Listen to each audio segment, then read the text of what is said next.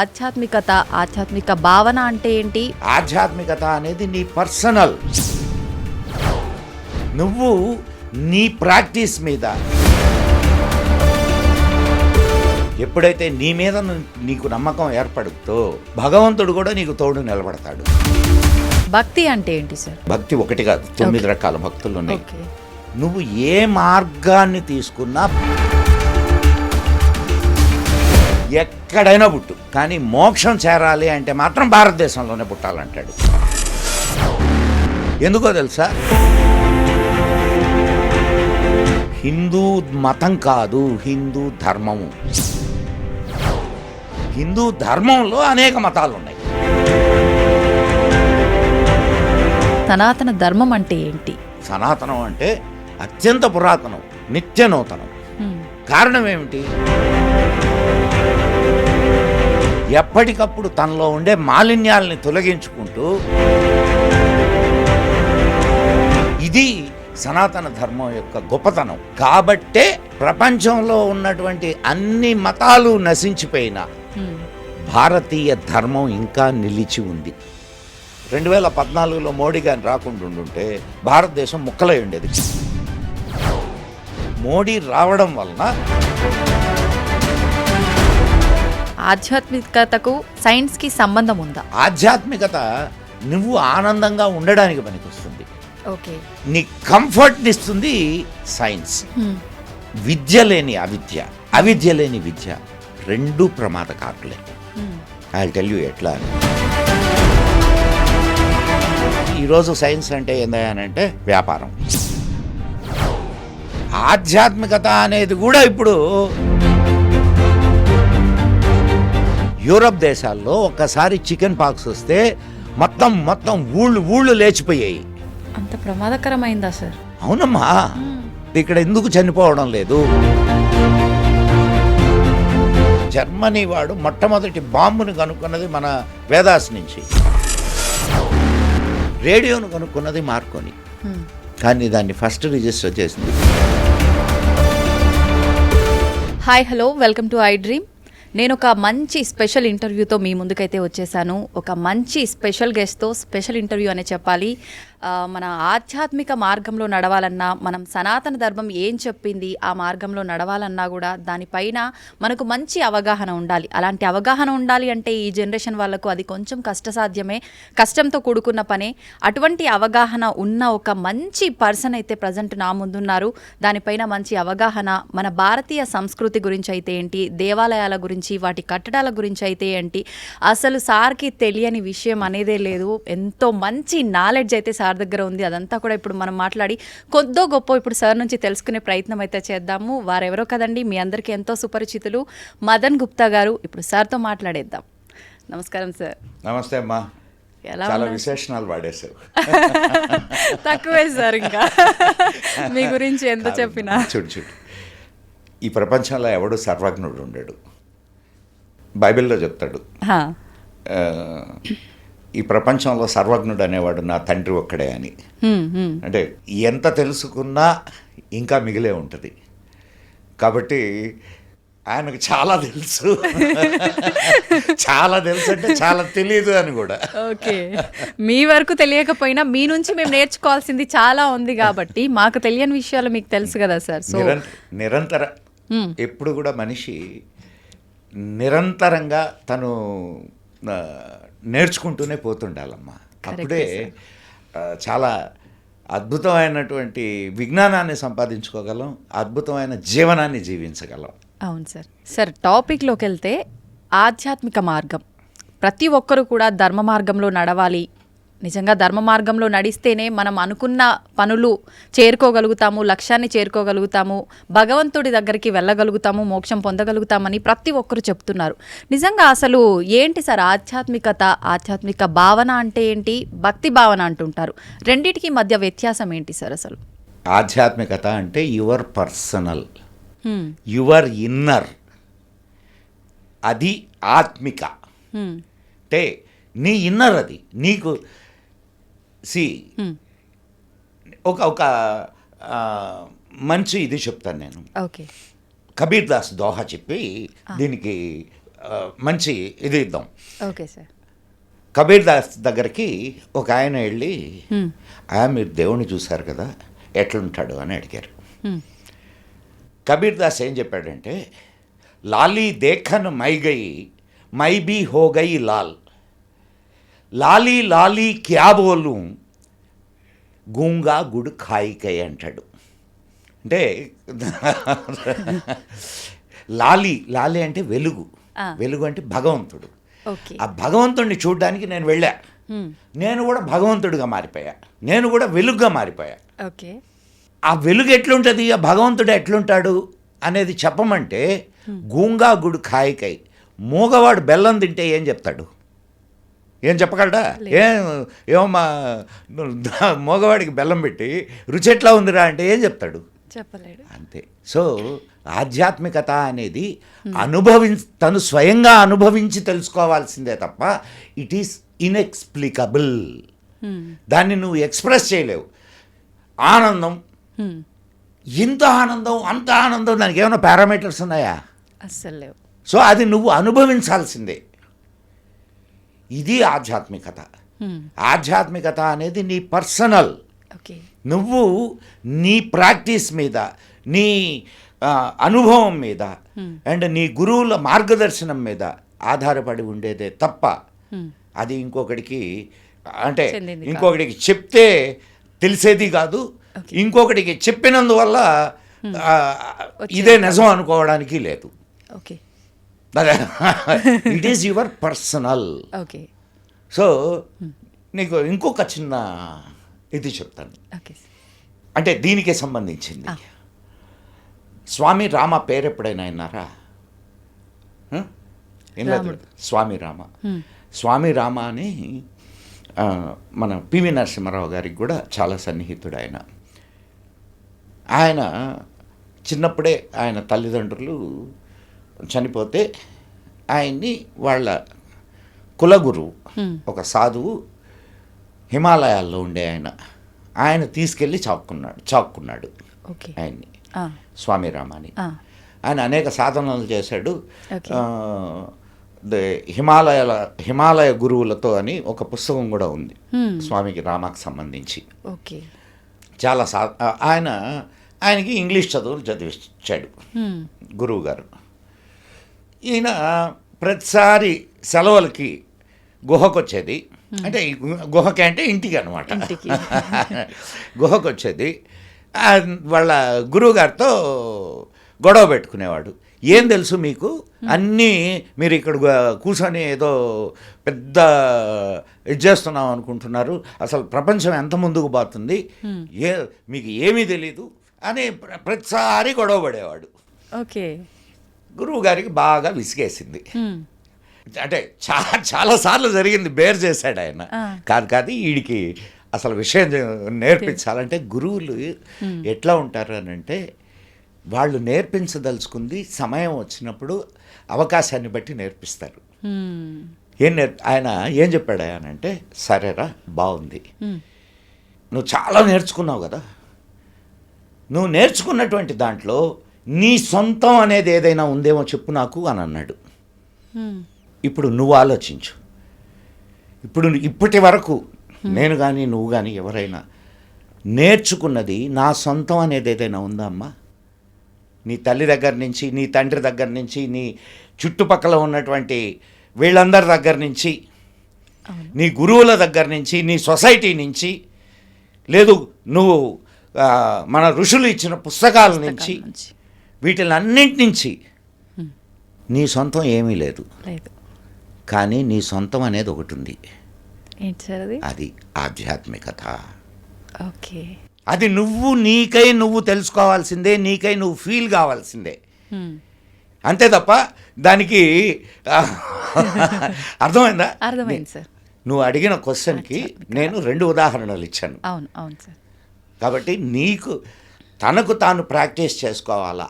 ఉద్ధరే ఆత్మనాత్మానం అంటారు, అంటే నిన్ను నువ్వు ఉద్ధరించుకోవాల్సిందే, అంతే తప్ప నిన్నొచ్చి ఎవడు ఉద్ధరించాడు. అంటే నీకు నువ్వు రియలైజ్ కావాలా, నీకు నువ్వు సాధన చేయాలా, నీకు నువ్వు ప్రాక్టీస్ చేయాలా. ఎవడో ప్రార్థన చేస్తే నీకేం కాదు. నేను ప్రార్థన చేశాను నీకు జబ్బులు తగ్గిపోతాయి, ఆ, టమాటలు. ఆ, నీకు నువ్వు ప్రయత్నం చేస్తేనే ఎందుకు ఇచ్చాడమ్మా నీకు భగవంతుడు చేతులు కాళ్ళు ఆలోచించే శక్తి ఇవన్నీ నీకు ఇచ్చాడు కదా. అవును సార్. మరి ఏయో జరుగుతాయి ఏయో ఇదవుతాయి అని అనుకోవడం పొరపాటు కాదు. ఖచ్చితంగా. నీకు నువ్వు సాధించగలగాల. వివేకానందుడు ఏం చెప్తాడో తెలుసా, నువ్వు 33 కోట్ల మంది దేవతల్లో నీకు నమ్మకం ఉన్నా అడపాదడపా నీ మధ్య చొప్పిస్తూ వస్తున్నటువంటి ఇతర దేవతల మీద నీకు నమ్మకం ఉన్నా నీపై నీకు నమ్మకం లేకపోతే నీకు నిష్కృతి లేదు అంటాడు. So you should have the confidence on you, then only you can do anything. నిజంగా గట్టిగా నమ్మి మనం ఒకటి సంకల్పం అనుకుంటే నెరవేరుతుంది అంటారు కదా సార్, అదే దీనికి ఖచ్చితంగా reason. ఖచ్చితంగా అమ్మా. సంకల్ప బలం, నువ్వు నీకు ఆ సంకల్ప బలం ఉంటే ఖచ్చితంగా నెరవేరుద్ది. ఓకే. నువ్వు ఇప్పుడు సపోజ్ ఒక పరీక్ష నేను ఈ పరీక్ష ఎట్లయినా సరే సాధించాలా, నీ సంకల్ప బలం మీదనే నీ సాధన ఉంటుంది. ఓకే. నీ సాధనను అనుసరించే నీకు రిజల్ట్స్ కూడా ఉంటాయి. ఉంటుంది. కరెక్టే సార్. సంకల్ప బలం లేకపోతే నీవు దేన్ని సాధించలేవు. అవును. నేను నికృష్టుణ్ణి, నేను దేనికి పనికిరాను, నన్ను అణగదొక్కారు, నన్ను ముంచేశారు, ఎవరికి వాళ్ళు తక్కువ చేసుకునే వాళ్ళు చాలా మంది ఉన్నారు సార్ అలా. నేను అందుకే చెప్తున్నది, ఇవన్నిటి వల్ల నిన్ను నువ్వు నాశనం చేసుకుంటున్నావు. ఎప్పుడైతే నీ మీద నీకు నమ్మకం ఏర్పడుతో భగవంతుడు కూడా నీకు తోడు నిలబడతాడు. నీ మీద నీకు నమ్మకం లేకుండా గాలిలో దీపం పెట్టి ఆడొద్దంటే ఆగుద్దమ్మా అస్సలు. సో కాబట్టి నీ ప్రయత్నం నువ్వు చెయ్యి, నీ ప్రయత్నం 100% నువ్వు చెయ్యి. ఓకే. దాంట్లో ఏదైనా తక్కువ అయితే ఆయన చూసుకుంటాడు. అదే మనకు కర్మ సిద్ధాంతం చెప్పేది కూడా.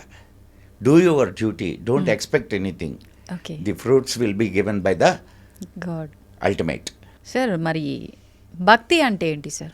ఇవన్నీ కూడా భక్తి. మనకు నవవిధ భక్తులు ఉన్నాయి. భక్తి ఒకటి కాదు, 9 రకాల భక్తులు ఉన్నాయి. పూజనం, సేవనం, ఇట్లా ఈ 9 రకాల భక్తులు కానీ లేదు సాధనలు, అనేక రకాల సాధనలు ఉన్నాయి. యోగ సాధన, ఓకే, అండ్ రాజమార్గం, రాజయోగం, ఇంకా అనేక మార్గాలు ఉన్నాయి. నువ్వు ఏ మార్గాన్ని తీసుకున్నా భగవంతుణ్ణి చేరడానికే, ఓకే. అంతే తప్ప నువ్వు ఈ మార్గంలో పోతేనే అది భారతీయ ధర్మం చెప్పదు. నువ్వు ఇదిగో ఈయన్నే నమ్మితే నువ్వు స్వర్గానికి పోతావు, లేకపోతే నరకానికి పోతావు, లేకపోతే ఇదిగో ఈయన నమ్మకపోతే నిన్ను చంపేస్తాం, అలా లేదు. ఇది భారతీయ ధర్మం చెప్పదు. నువ్వు ఏ మార్గంలో అయినా సరే నువ్వు చిత్తశుద్ధితో, త్రికరణ శుద్ధిగా నమ్మి ప్రయాణం చేస్తే ఖచ్చితంగా నువ్వు అనుకున్నటువంటి గమ్యాన్ని చేరగలవు. ఆ గమ్యం ఏమిటి? ప్రతి హిందువు యొక్క గమ్యము మోక్షం. అంతే సార్. అండ్ వివేకానందుడు ఏం చెప్తాడో తెలుసా, నువ్వు ఎన్నిసార్లైనా పుట్టు, ఎక్కడైనా పుట్టు, కానీ మోక్షం చేరాలి అంటే మాత్రం భారతదేశంలోనే పుట్టాలంటాడు. ఎందుకో తెలుసా, భారతదేశం అనేది మోక్షం అనే సామ్రాజ్యానికి ముఖద్వారం అంటాడు. ఓకే. అంటే ఇక్కడ పుడితే నీకు ఆధ్యాత్మిక జ్ఞానం అబ్బుద్ది. అది ఆయన ఇచ్చేటటువంటి. అందుకే ఆయన ఏం చెప్తాడంటే, నువ్వు ఇతర దేవతలందరినీ నీ దేశాన్ని గురించి ఆలోచించే పని అయితే ఇతర దేవతలందరినీ వదిలేయి, భరతమాతను ఒక్కదాన్నే దేవతగా కొలు, ఒక 50 సంవత్సరాలు నీ దేశం ప్రపంచం మొత్తంలోకి అత్యున్నతమైన స్థానంలోకి వెళ్ళొద్దని చెప్తాడు ఆయన. సో ఆధ్యాత్మికత ఇది అందుకనే భారతదేశంలో అనేక రకాల ప్రాక్టీసులు ఉన్నాయి. ఇప్పుడు అనేక రకాల మతాలు ఉన్నాయి. అవును సార్. హిందూ మతం కాదు, హిందూ ధర్మము. గుర్తుపెట్టుకోండి. హిందూ ధర్మంలో అనేక మతాలు ఉన్నాయి. శాక్తేయం, వైష్ణవం, గాణాపత్యం, సౌరం, ఇంకా వామ మార్గం. నువ్వు ఏ మార్గానైనా వెళ్ళు, నువ్వు చేరేది గమ్యమే. నదీనాం వైశిత్యాదృజు కుటిల నానాపదజుషాం నృణామేకో గమ్యస్త్వమసి పైసామర్ణవైవా అంటాడు. అంటే నదులు వక్రాలుగా కనిపించినా అవక్రాలుగా కనిపించినా చివరికి ఎక్కడికి చేరతాయి? నదీనాం సాగరోగతి, సాగరానికి చేరతాయి. అట్లనే నువ్వు ప్రయాణించే మార్గం అది వంకర టిగ్గరగా ఉన్నా లేదు సాఫీగా ఉన్నా, ఎట్లా ఉన్నా కానీ నువ్వు ప్రయాణించే మార్గం దైవ మార్గం అయితే నువ్వు ఖచ్చితంగా దైవాన్ని చేరుతావు.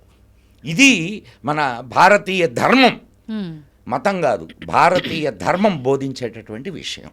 సార్, మనం ప్రతి విషయంలో కూడా ధర్మం ఏం చెప్పింది, మన ధర్మంలో ఇది ఉందా లేదా అని ఆలోచిస్తున్నాం ప్రతి ఒక్కదానికి ప్రస్తుతం.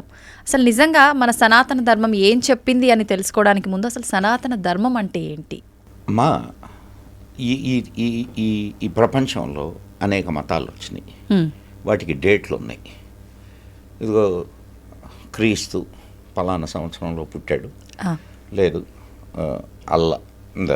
మహమ్మద్ ఆయన పలానా సంవత్సరంలో పుట్టాడు, వాళ్ళకి డేట్లు ఉన్నాయి.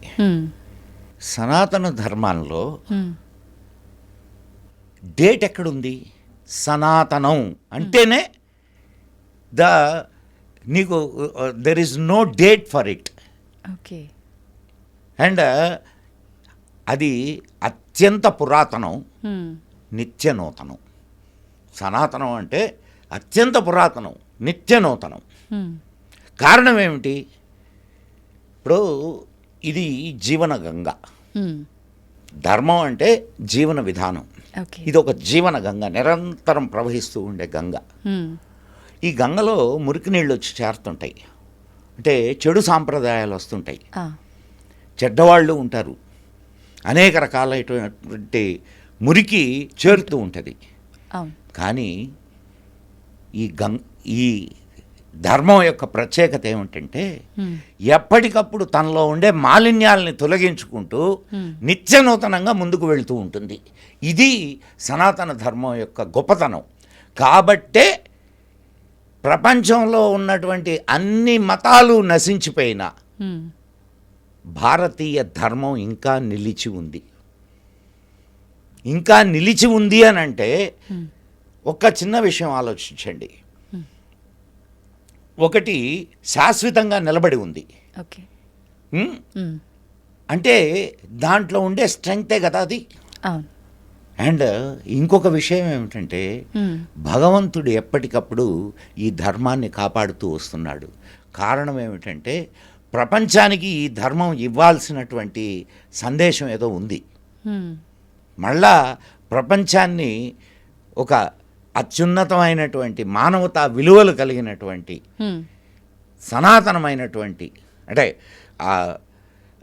ప్రశాంతమైనటువంటి ఆనందకరమైనటువంటి ప్రపంచానికి మూలాలు భారతదేశపు సనాతన ధర్మంలో ఉన్నాయి. అందుకనే ఈరోజు నువ్వు అనేక దేశాల్లో ఇస్కాన్ కానివ్వండి, లేదు అనేక ఇతర అంటే ఈ ధర్మంలో నుంచి వచ్చినటువంటి అనేక పంథాలు అవి ప్రపంచవ్యాప్తంగా కొన్ని లక్షల కోట్ల మందిని ఈ ధర్మం వైపు నడిపిస్తున్నాయి. మీరు ఒకసారి ఋషికేశ్ వెళ్ళి చూడండి, మీకు మన భారతీయుడు చాలా తక్కువ మంది కనిపిస్తారు. హరిద్వార్ ఋషికేశ్ మీరు అటు వెళ్తే మన భారతీయులు తక్కువ మంది కనిపిస్తారు, అందరూ ఫారినర్సే ఉంటారు, వచ్చి ప్రాక్టీస్ చేస్తుంటారు అక్కడ. ఇది ఆధ్యాత్మికత. ఎందుకని అంటారు సార్? మన వాళ్ళము అంతా తెలిసి మన భారతదేశ గొప్పతనం ఎప్పుడు పెరటి చెట్టు వైద్యానికి పనికిరాదమ్మా. ఇప్పుడు నీ దొడ్లో అద్భుతమైన వృక్షం ఉంది, కానీ అది నీకు ఉపయోగకరమైంది అనిపించదు. అమృత వృక్షమే అది, కానీ దాని విలువ నీకు తెలుసుకోలేకపోతున్నాం. ఏం చెయ్యాలి సార్ ఈ తరం వాళ్ళకైతే కొద్దో గొప్ప మీ తరం వాళ్ళకైతే తెలుసు కానీ ఈరోజు నిజంగా అంటే ఒకనాటి కాలంలో మనం డార్క్లో ఉన్నాము. కారణం ఏంటి? ప్రసార మాధ్యమాలు, ప్రచార మాధ్యమాలు అన్నీ కూడా వాళ్ళ చేతుల్లో ఉన్నాయి. అండ్ ఇంకొక మనకు స్వాతంత్రం వచ్చిన తర్వాత కూడా ఈ ప్రసార మాధ్యమాలని, ప్రచార మాధ్యమాలని అండ్ మన విద్యా వ్యవస్థని, మన అంటే సినిమాలు కానివ్వండి, వీటిలన్నిటినీ ఒక సెట్ ఆఫ్ పీపుల్ ఎవరైతే ఈ ధర్మాన్ని నాశనం చేయాలా అనుకున్నారో వాళ్ళ చేతుల్లోనే ఉన్నాయి. దానివల్ల ఈ అండ్ నీ స్కూల్ సిలబస్ తీసుకో, ఎక్కడైనా నీకు నీ ధర్మాన్ని గురించి చెబుతున్నాయా? లేదు. పోనీ మానవతా విలువల గురించి చెబుతున్నాయా? లేదు, ఏమీ లేవు. మరి బయటకు వచ్చేటటువంటి వాడు ఒక నెగిటివ్ మైండ్తో వస్తాడు తప్ప ఒక పాజిటివ్ మైండ్తో ఎక్కడొస్తాడు? అయితే ఈరోజు సోషల్ మీడియా అనేది రావడం వలన 10 మందికి విషయాలు తెలుస్తున్నాయి. అన్ని విషయాలని గురించి ఇప్పుడు ఇలా మాట్లాడుకోగలుగుతున్నాం మనం. నిజమే సార్. ఇవన్నీ ఏ సమయానికి ఏది అవసరమో భగవంతుడు అది మనకు ఖచ్చితంగా ఇస్తాడమ్మా. అది మనం దేని గురించి ఆలోచించక్కర్లా. ఈ సమయానికి ఇది అవసరం. ఇప్పుడు 2014లో మోడీ గారిని రాకుండా ఉండుంటే భారతదేశం ముక్కలై ఉండేది ఖచ్చితంగా. మోడీ రావడం వలన దానికి అడ్డుకట్టబడింది. కారణం ఆనాటికి మోడీ అవసరం, అందుకని ప్రకృతి మోడీని తీసుకొని వచ్చి అక్కడ పెట్టింది. అట్లనే ఏ సమయానికి ఏది అవసరమో ఖచ్చితంగా ఇప్పుడు ప్రివెంటివ్ చెక్స్, పాజిటివ్ చెక్స్ అని ఎకనామిక్స్లో చెప్తారు. నిన్ను నువ్వు నియంత్రించుకోవాలా. నిన్ను నువ్వు నియంత్రించుకోకపోతే నిన్ను ప్రకృతి నియంత్రిస్తుంది. ఇప్పుడు జనాభా 2 ఆప్షన్స్ ఉన్నాయి ఖచ్చితంగా. ఇప్పుడు జనాభా బాగా పెరిగిపోతుంది. బాగా పెరిగిపోతున్నప్పుడు నువ్వు జనాభాని అరికట్టడానికి కావలసినటువంటి ప్రివెంటివ్ చెక్స్ తీసుకోవాలా. లేకపోతే ఏమవుద్ది? యుద్ధాలు వస్తాయి, తుఫాన్లు వస్తాయి, ఇంకా ప్రపంచ ఉత్పాతాలన్నీ వస్తాయి, జనాభాని తగ్గిస్తాయి. ఓకే. సో ఏ సమయానికి ఏది కావాలో నువ్వు ప్రకృతిని నాశనం చేస్తూ ఉన్నావు. అవును. ప్రకృతిని నువ్వు ఎంత నాశనం చేస్తూ పోతే ప్రకృతి అంతగా నీ నాశనానికి దారులు ఏర్పాటు చేస్తూ ఉంటుంది. ఐరన్ లా ఇది. What ever you give you will get the same. అంతే. సో ప్రకృతితో కలిసి నువ్వు జీవిస్తూ ఉంటే ప్రకృతి నీకు సహకరిస్తూ పోతుంది. ప్రకృతిని విభేదిస్తూ, ప్రకృతిని నాశనం చేస్తూ నువ్వు ముందుకు నడుస్తుంటే ప్రకృతి నిన్ను నాశనం చేయడానికి ఖచ్చితమైనటువంటి ప్రణాళికలు రచించుకుంటూ ఉంటుంది. ఓకే, మన చేతుల్లో ఉంది ఖచ్చితంగా. ఏనుగు నెత్తన ఎవడు మట్టేయలేడు. ఏనుగా దాన్ని నెత్తన అది మట్టేసుకుంటుంది. మానవుడు కూడా అంతే.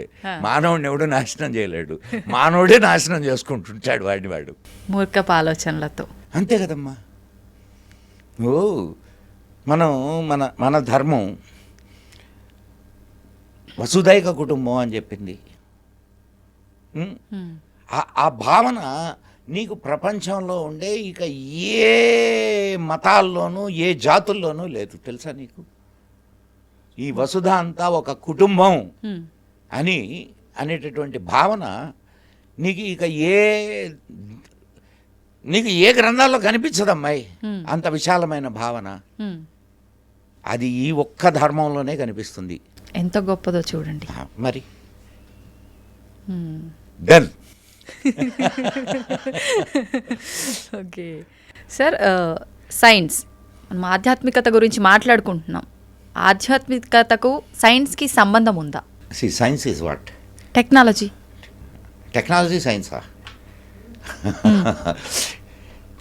సైన్స్ అంటే ఎవరైనా దాన్ని అర్థం చేసుకోగలరు, దాన్ని ఉపయోగించుకోగలరు. ఈ ప్రపంచంలో లేనిదా సైన్స్? ప్రపంచంలో ఉన్నదే. నీ లోపల ఉన్నది కూడా ప్రపంచమే తెలుసా నీకు? బయట ఎంత ప్రపంచం ఉందో నీ లోపల అంత ప్రపంచం ఉంది. ఓకే. సో బయట ఉన్న ప్రపంచంలో ఉన్న సైన్స్ నీ లోపల ఉన్న ప్రపంచంలో లేదనుకోబాక. మనలో కూడా ఉంది అయితే. ఎలా సార్? దాన్నే ఇన్నర్ ఇంజనీరింగ్ అంటారు. Okay. External science and inner science. External science మనకు వేదం చెప్తుంది, విద్యాంచ అవిద్యాంచ యస్తద్వేద ఉభయం సహా విద్యయా మృతమస్నుతే అవిద్యయా మృత్యుంతేర్ధ్వ. దీని అర్థం ఏంటంటే విద్య అవిద్య రెండు కావాలి మనిషికి. విద్య అంటే ఆధ్యాత్మిక విద్య, it is your inner science. Okay. Inner engineering.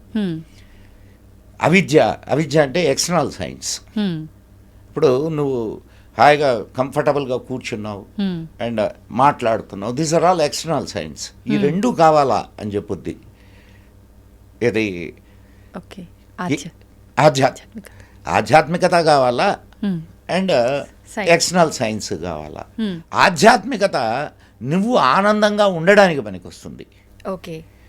నువ్వు నీ కంఫర్ట్ని ఇస్తుంది సైన్స్, ఎక్స్టర్నల్. సో ఇప్పుడు కుర్చీలో కూర్చున్నావు, ఇది నీ కంఫర్ట్గా ఉంది లేదు అని చెప్పేది ఏది? నీ ఇన్నర్. అంతే కదా. సో ఇన్నరు ఎక్స్టర్నల్ వేరు కాదు. అండ్ ఈ విద్య లేని అవిద్య లేని విద్య రెండు ప్రమాదకారులే. ఐ టెల్ యూ ఎట్లా అనేది. సపోజ్ నీకు ఆధ్యాత్మికత లేని ఒక ఇన్వెన్షన్ చేసావు, లైక్ ఆటం బాంబ్. దానివల్ల దాని వెనక ఆధ్యాత్మికత ఏముంది? Yes, it is science. But దాని వెనక ఆధ్యాత్మికత ఏముంది? It is giving destruction. పిచ్చివాడి చేతిలో రాయే అది. పాకిస్తాన్ వాడు ఉసికమంటే చెప్తున్నాడు కదా, నా దగ్గర పావు కేజీ కూడా అణుబాంబులు ఉన్నాయని. సో భయాన్ని కలిగించేది సైన్స్. సైన్సా?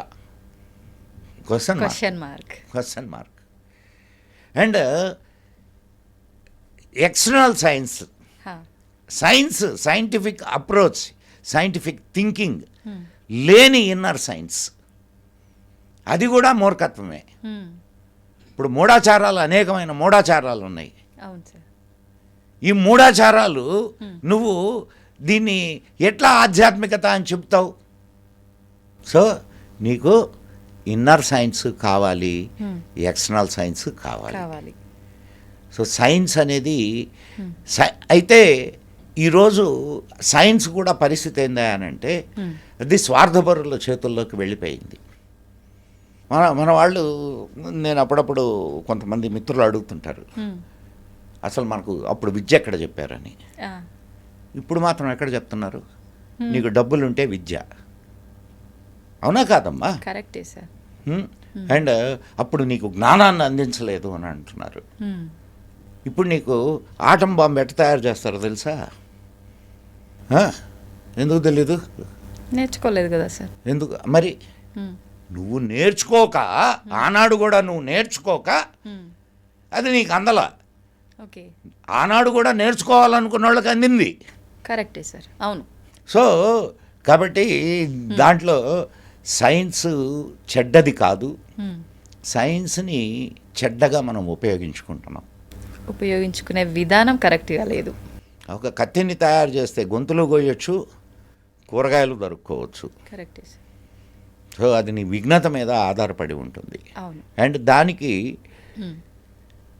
నీ సైన్స్కి ఆధ్యాత్మికతను జోడిస్తే అద్భుతమైన మానవ కళ్యాణం జరుగుద్ది.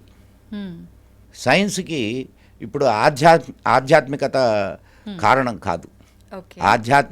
సైన్స్ అని అంటే ఈరోజు సైన్స్ అంటే ఏందనంటే వ్యాపారం, సైన్స్ అంటే ఆర్థికాభివృద్ధి, సైన్స్ అంటే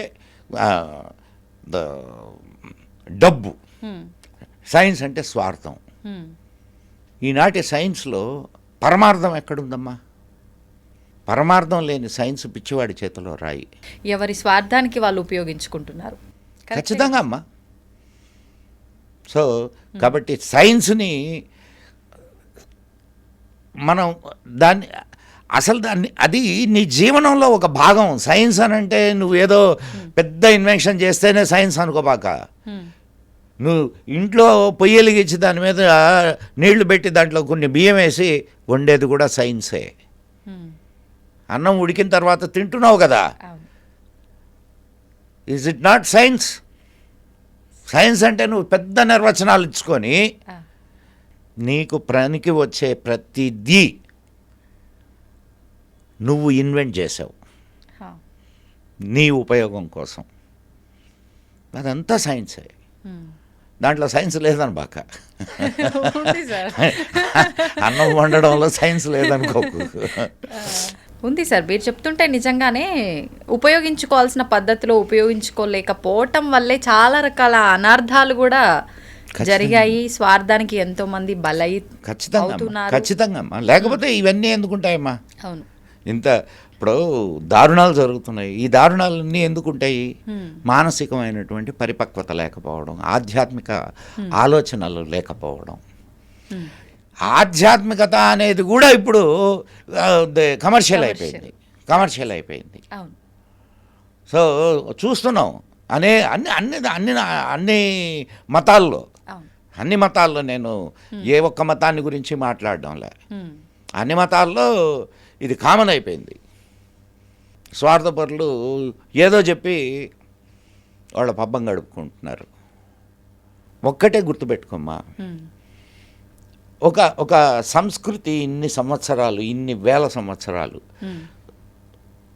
వెళ్ళి విరిసింది అంటే దాని వెనక ఒక విద్య ఉండాలా, వైద్యం ఉండాలా, అండ్ జీవన విధానం ఉండాలా, ఆధ్యాత్మిక ప్రగతి ఉండాలా. ఈ 4 ఉంటే ఆ జాతి నిలబడుద్ది. ఒకవేళ పడిపోయినా పైకి లేస్తుంది. అది ఈ సనాతన ధర్మానికి ఉంది. ఇక్కడ విద్య ఉంది, వైద్యం ఉంది, ఇక్కడ జీవన విధానం ఉంది, ఇక్కడ ఆధ్యాత్మికత ఉంది. సో ఈ 4 ఉన్నాయి కాబట్టి మీకు ఈ అఫ్కోర్స్ విద్యా వైద్యం అనేది జీవన విధానంలో ఒక భాగం అయిపోయి ఉండొచ్చు, కానీ నేను సపరేట్గా చెప్పి ఉండొచ్చు, దట్స్ ఎ డిఫరెంట్ ఇది. కానీ విద్యా వైద్యం కూడా ఇక్కడ భారతదేశంలో చాలా అద్భుతమైనటువంటి విద్య. మీకు ఒక చిన్న వైద్యం గురించి మనం ఒక చిన్న ఇది మాట్లాడుకుందాం. అలాగే సార్. మీరు వచ్చే ముందే ఓ చిన్న సంఘటన జరిగింది. ఇప్పుడు తాయెత్తులు ఉంటాయి, తెలుసు కదా సార్? తెలుసు. పిల్లలకి మెడలోనో బొడ్లోనో కడుతుంటారు. ఏంటది తాయెత్తు తెలుసా నీకు? ఎప్పుడైనా విన్నా? పిల్లలకి దృష్టి దోషాలు పోవడానికి అని చెప్పి కడుతుంటారని విన్నాం సార్. మాయలు మంత్రాలు అంతే. అది కాదా సార్? చెప్తానమ్మా.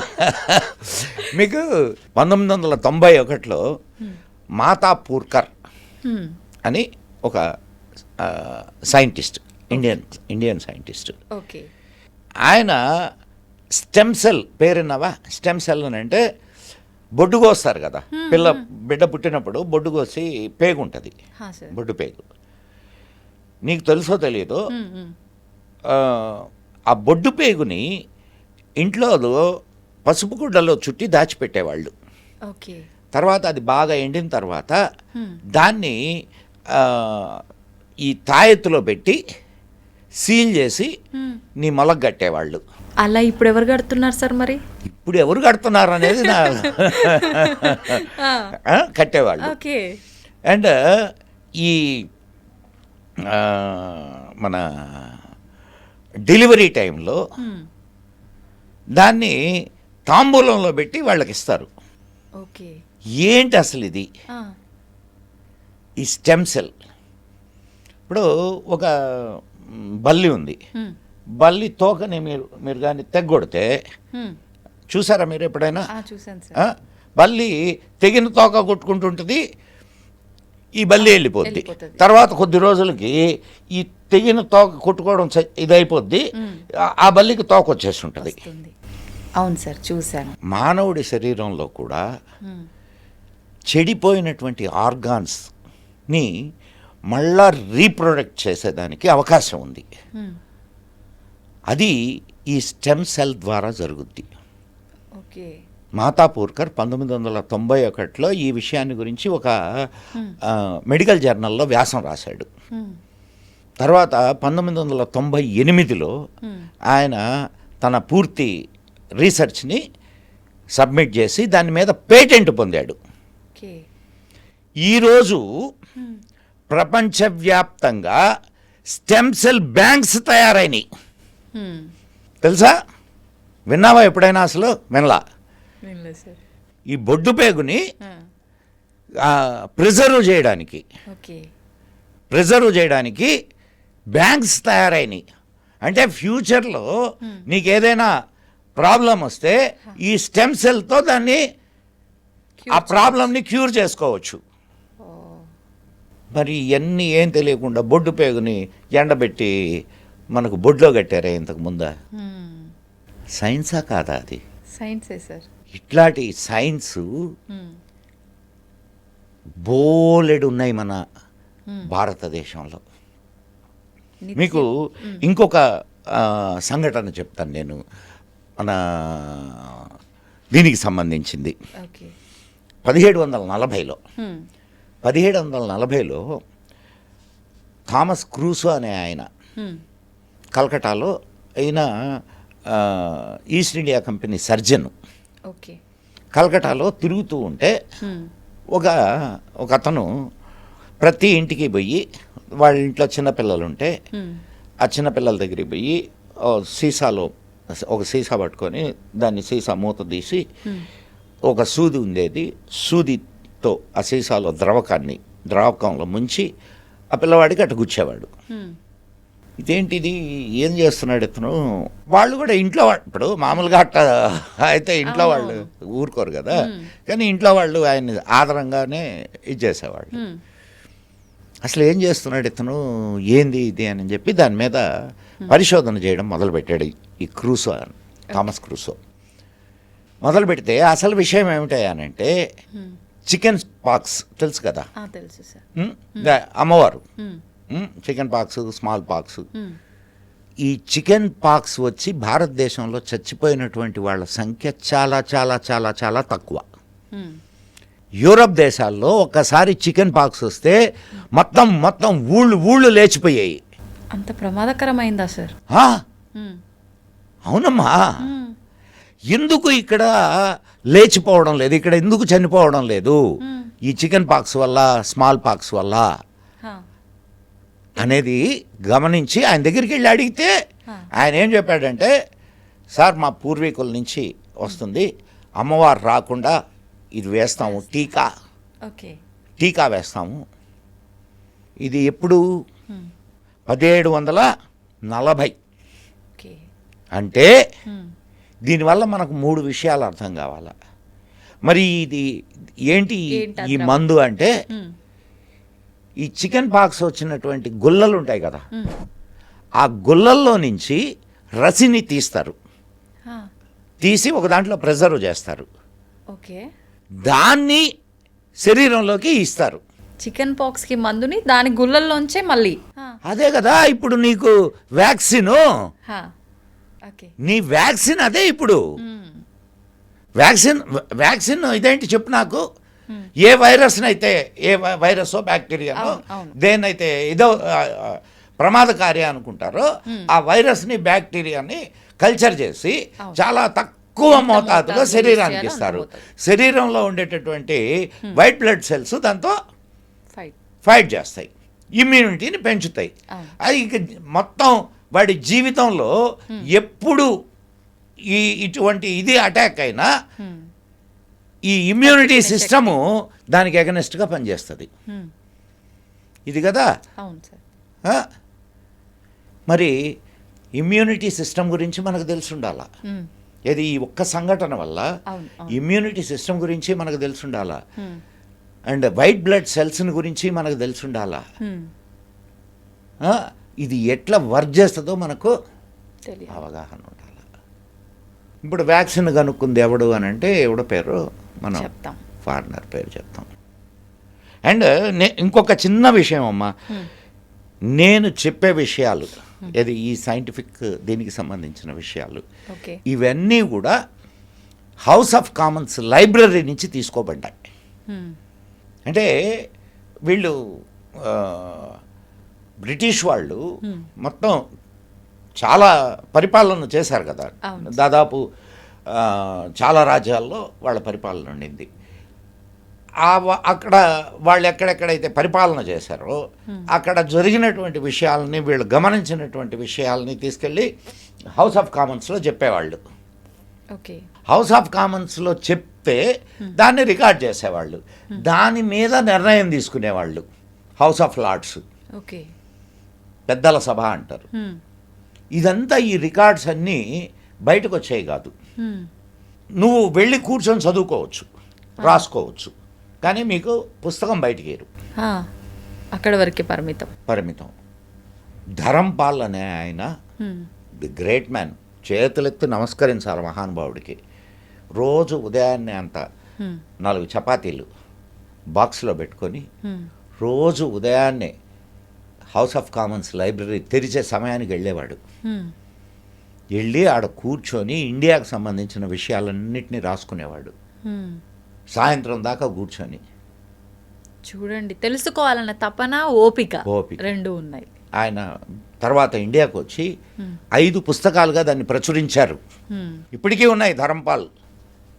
నెట్లో కొడితే ఆయన పుస్తకాలు మీకు you can buy it.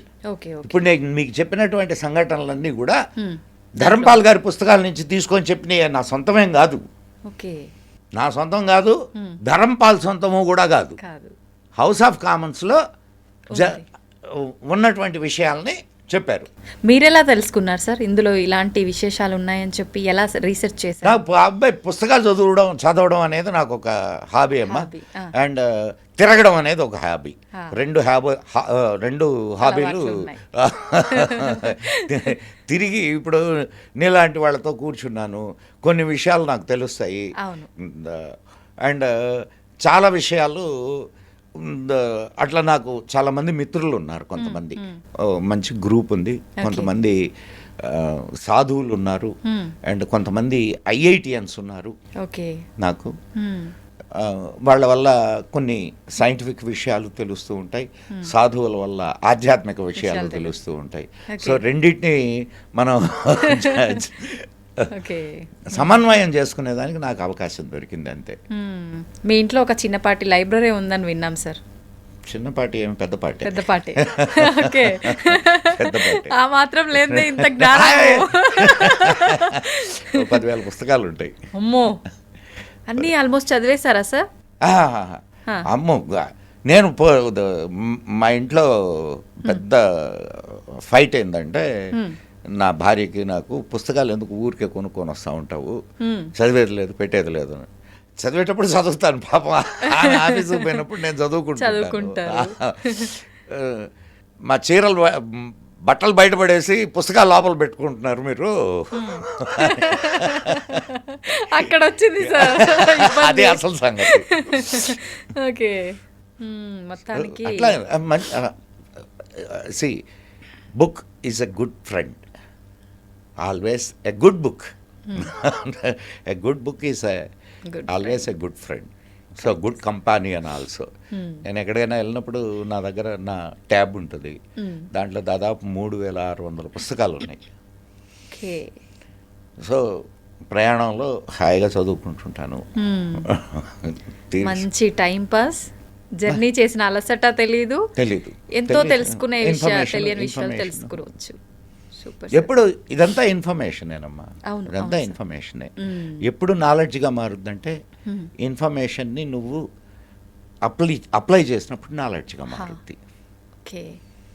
So మన మన మన ఇండియన్స్కి సంబంధించినంత వరకు అసలు ఎంత నాలెడ్జ్ ఉంది అనేది యు కాంట్ ఈవెన్ ఇమాజిన్. అయితే అవన్నీ ఆనాటి గ్రంథాల్లో ఉన్నాయి, ఇది సంస్కృత గ్రంథాల్లో ఉన్నాయి. మన బడ్డుబడుద్దాయిలకి సంస్కృతం పొట్టబడిస్తే సంస్కృతం రాదు. జర్మనీ వాళ్ళు సంస్కృతం కాలేజీలు పెట్టి సంస్కృతం నేర్పిస్తున్నారు. అమెరికాలో సంస్కృతం కాలేజీస్ ఉన్నాయి, వేద రీసెర్చ్ సెంటర్స్ ఉన్నాయి. జర్మనీ వాడు మొట్టమొదటి బాంబుని కనుక్కున్నది మన వేదాస్ నుంచి. మనకు ఒక్క విషయం అమ్మా, ఒక చిన్న విషయం చెప్తాను నేనమ్మా. సార్. అమెరికా మన వాళ్ళు చాలా ఎగతాళిగా మాట్లాడుతుంటారు. ఏది గోమూత్రం తాగేవాళ్ళు అని. అవును సార్. అదేదో చాలా అసహ్యమైన విషయం. అన్నట్టు గోమూత్రం మీద అమెరికా 6 పేటెంట్లు చేసింది. ఏది భారతీయ గోమూత్రం మీద. బాస్ ఇండికాస్ అంటారు దాన్ని, బాస్ ఇండికా. మన వాళ్ళు 3 పేటెంట్లు చేశారు. ఏది నాగపూర్ రీసెర్చ్ సెంటర్ ఉంది, 3 పేటెంట్లు చేశారు గోమూత్రం మీద. అండ్ జర్మనీ భారతీయ విశేషాల మీద, భారతీయ అంటే వస్తువుల మీద, అంటే అనేక పుస్తకాల్లో కొన్ని వస్తువులు ఉంటాయి కదా, ఆ వస్తువుల మీద ఎన్ని పేటెంట్లు చేసింది తెలుసా? 3600 పేటెంట్లు చేసింది. అట్లనే ఇంగ్లాండ్ 6000 పేటెంట్లు చేసింది. అమెరికా 7400 పేటెంట్లు చేసింది. ఎటు చూసినా మనకన్నా వాళ్ళే ఎక్కువగా మన వస్తువుల మీద. ఇప్పుడు వేప, మొన్న ఈ మధ్యనే పసుపు మీద ఇది వస్తే దాన్ని మన వాళ్ళు తీసుకున్నారు. వేప, ఇట్లా కానుగా, ఇట్లాంటి వస్తువుల మీద 7400 పేటెంట్లు. మరి ఏమీ లేదు, సైన్స్ లేదు, ఏమీ లేదు. ఏమీ లేకపోతే మన వస్తువుల మీద వాళ్ళు ఎందుకు పేటెంట్లు చేస్తారమ్మా? నిజమే సార్, ఆలోచించాల్సిన విషయమే. ఆలోచించాల్సిన విషయం కాదు, రీసెర్చ్ చేయాల్సిన విషయం. చెయ్యాలా? అవును అవును. ఎన్ని అటువంటి విశేషాలు ఎన్ని ఉన్నాయి తెలుసా మన దీంట్లో? మనం వాటి గురించి పట్టించుకో. మనం పైగా ఎవరైనా ఏదైనా ఉంది అని చెప్తే వాడి మీద ఇంత బురద జల్లుతూ పోతాం. ఇది తప్పకుండా చేస్తాడు. చాతైంది అదే కదా, దాంట్లో ముందుంటారు. చాతైంది అదే కదా. అంతే. ఎందుకమ్మా నీకు ఇంకొక చిన్న విషయం చెప్తాను. బ్రహ్మగుప్తుడు తెలుసు కదా, ఇది మన మ్యాథమెటిషియన్ అండ్ ఆస్ట్రోనమర్, మ్యాథమెటిషియన్. ఆయన భూమి సర్కంబరెన్స్ని 5000 యోజనాలుగా చెప్పాడు. భూమి సర్కంబరెన్స్ని 5000 యోజనాలుగా చెప్పాడు. యోజనము అంటే 2 లెక్కలు ఉన్నాయి. 12 కిలోమీటర్లు, 8 కిలోమీటర్లు. 8 కిలోమీటర్లు ఒక దాన్ని యోజనం అంటారు. 12 కిలోమీటర్లు ఒకదాన్ని, 11.8 కిలోమీటర్ల ఒక యోజనం అంటారు. 8 కిలోమీటర్ల యోజనాన్ని గురించి ఈయన బ్రహ్మగుప్తుడు మాట్లాడాడు. సో 8 ఇంటూ 5000 ఎంత? లెక్కలో 40,000. భూమి సర్కంబరెన్స్ 40,000 కిలోమీటర్లు. ఓకే, బ్రహ్మగుప్తుడు. ఇప్పుడు మన ప్రజెంట్ సైంటిస్టులు మన వాళ్ళు కనుక్కున్నది ఎంత అని అంటే 40,075 కిలోమీటర్లు. ఎంత తేడా అమ్మా? కొన్ని వందల సంవత్సరాల క్రితం బ్రహ్మగుప్తుడు 40,000 కిలోమీటర్లు అని చెప్తే ఇప్పుడు మన వాళ్ళు 40,075 కిలోమీటర్లు అని చెప్తున్నారు. ఎంత అక్యురేట్ ఉన్నదో చూడు. చాలా. ఇట్లా అసలు నువ్వు కొన్ని విషయాలు వెళ్తూ ఉంటే, లోపలికి వెళితే నీకు అసలు మనసాగదు. బాబోయ్, ఇన్ని విషయాలు ఉన్నాయా. మన వాళ్ళంతా ఏదో ఇప్పుడు మేము కొత్తగా కనిపెట్టేస్తున్నామని చెప్పి క్రెడిట్స్ దొబ్బుతున్నారే తప్ప ఏది కనిపెట్టేది సార్ అసలు ఇక్కడ? మీకు సూర్య సిద్ధాంతంలో భూమి డయామీటర్ వచ్చి 12,874 కిలోమీటర్లు అని చెప్పి మన వాళ్ళు చెప్పారు, ఆనాటి వాళ్ళు. మోడర్న్ సైంటిస్టులు బాగా గుర్తుపెట్టుకోమ్మా, ఆనాటి సైంటిస్టులు చెప్పింది 12,874. ఓకే, 12,874. ఈనాటి సైంటిస్టులు చెప్పింది 12,742. పెద్ద డిఫరెన్స్ ఏముంది సార్? డయామీటర్, ఇది భూమి యొక్క డయామీటర్. మరి ఆనాడు ఉన్నది సైన్స్ కాదా?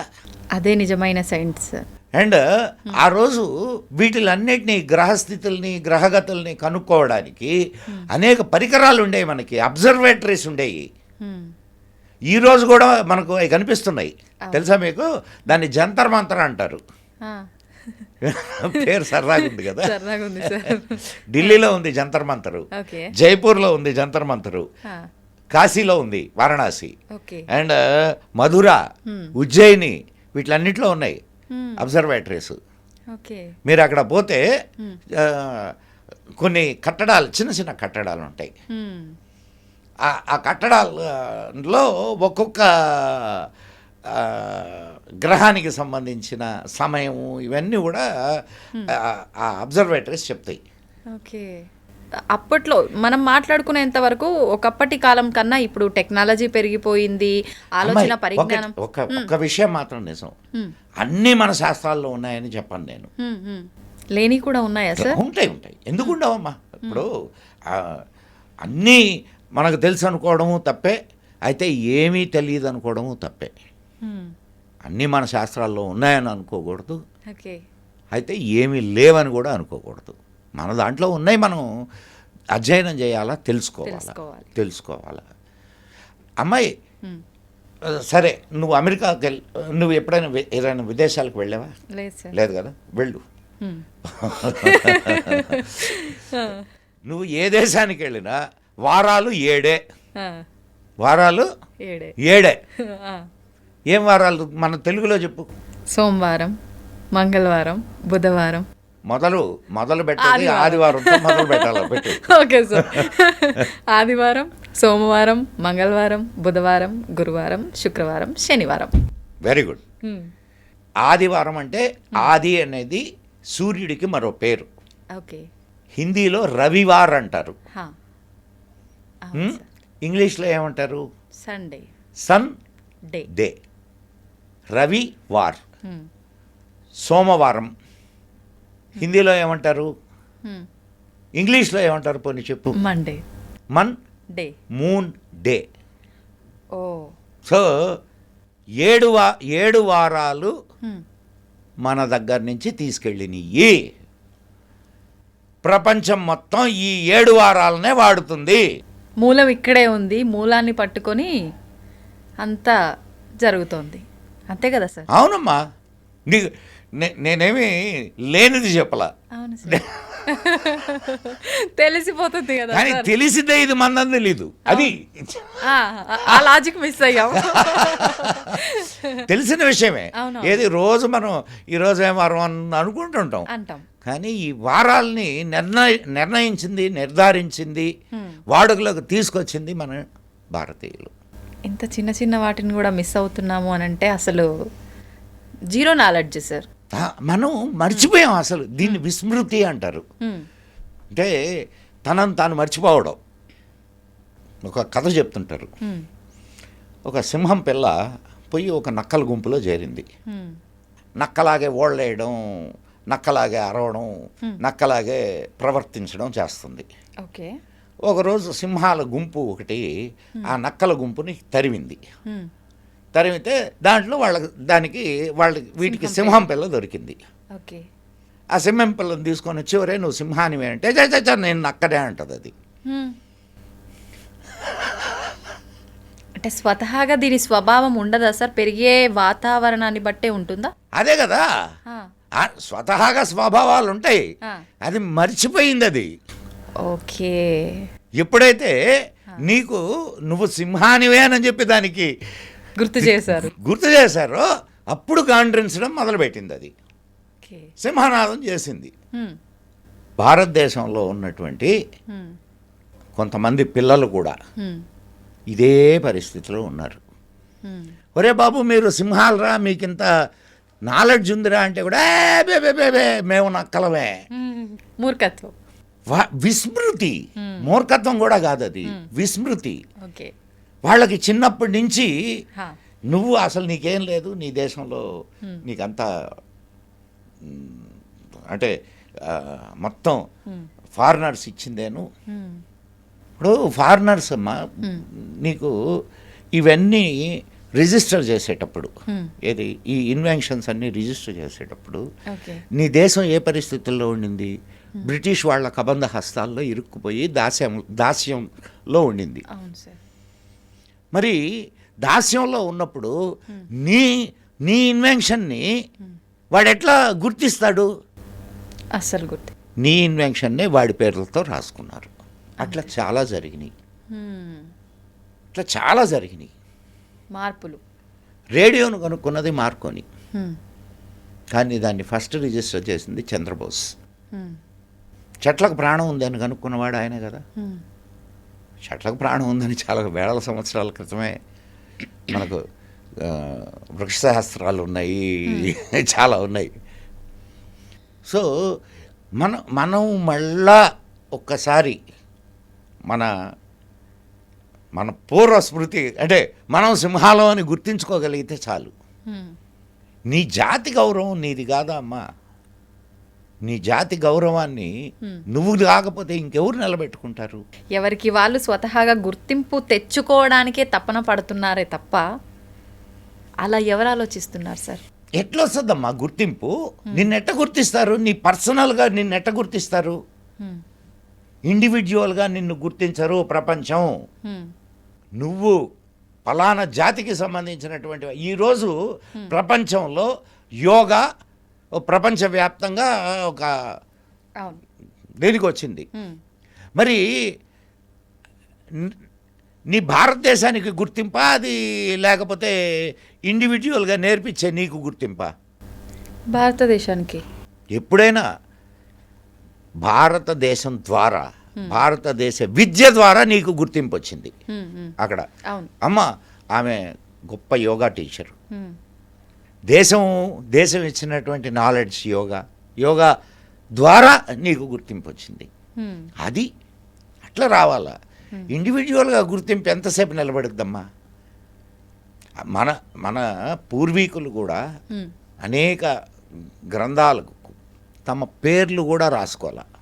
ఎందుకంటారు సార్? వాళ్ళకి పేరు ఇదంతా అవసరం లేదమ్మా. Personal గుర్తింపు అవసరం లేదు, దేర్ నాలెడ్జ్ Hmm.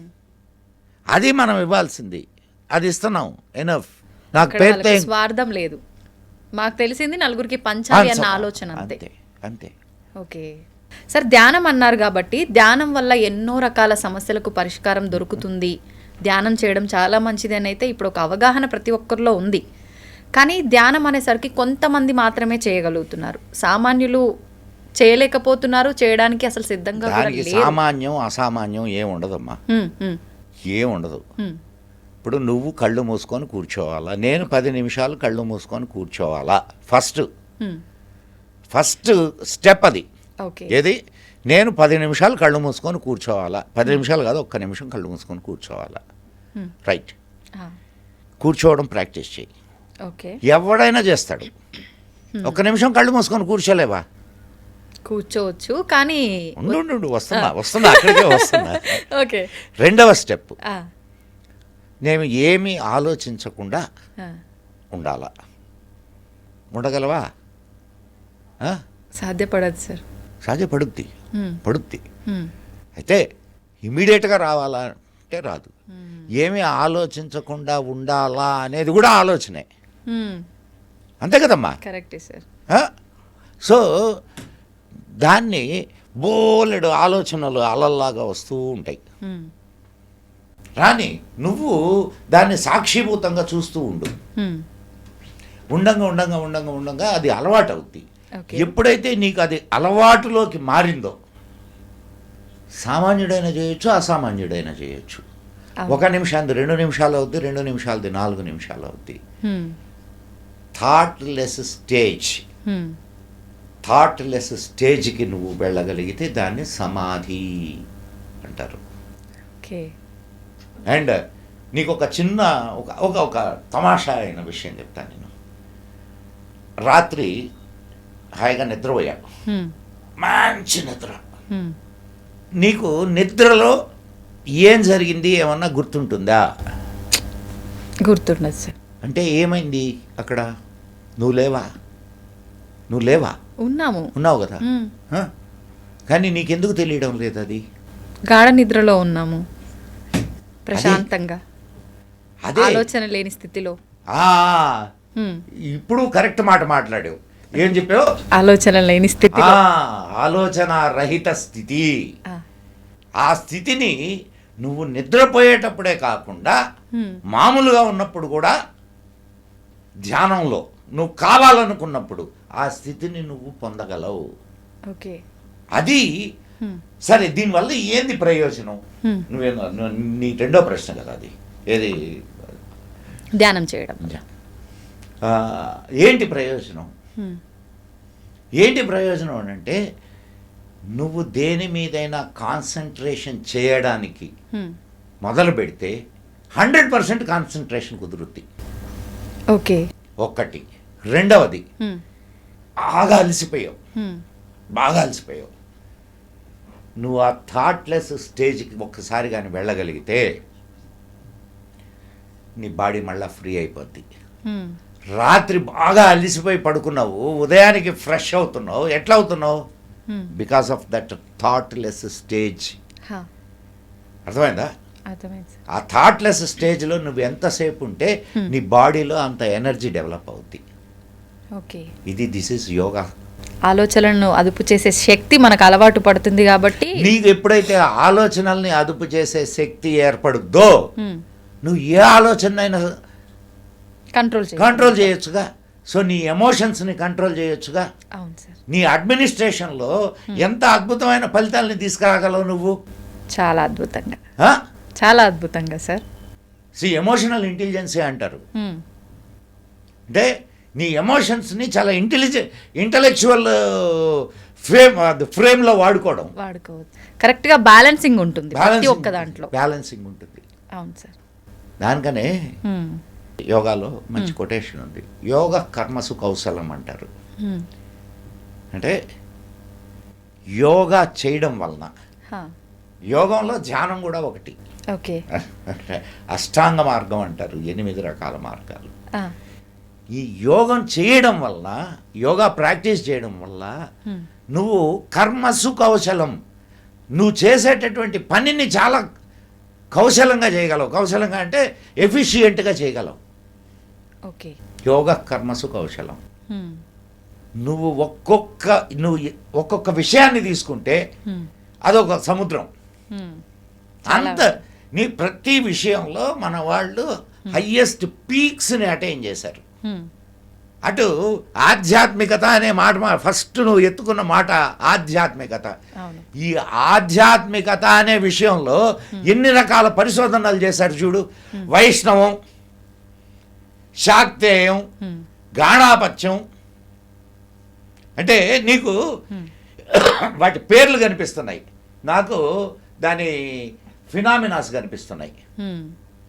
విష్ణువు దేనికి ప్రతీక? పోషకుడు. అవునా? జగత్ పోషకుడు ఆయన. అంటే పోషణ అనే శక్తిని నువ్వు ఆరాధిస్తున్నావు. దాని ద్వారా నువ్వు మోక్ష సాధనకి వెళ్తున్నావు. ఓకే. అండ్ శివ శం కరోతి ఇది శివ, అంటే నీకు మేలు చేసేటటువంటి వాడు శివుడు అని, మేలు కలిగించేవాడు. సరే, ఎట్లా అనేది దానికి మళ్ళా చాలా పెద్ద. ఇప్పుడు శివుడు దేనికి ప్రతీక? డిస్ట్రక్షన్. అవునా? సో నువ్వు ఆ వైపు, అంటే ప్రవృత్తి మార్గం, నివృత్తి మార్గం. ఓకే.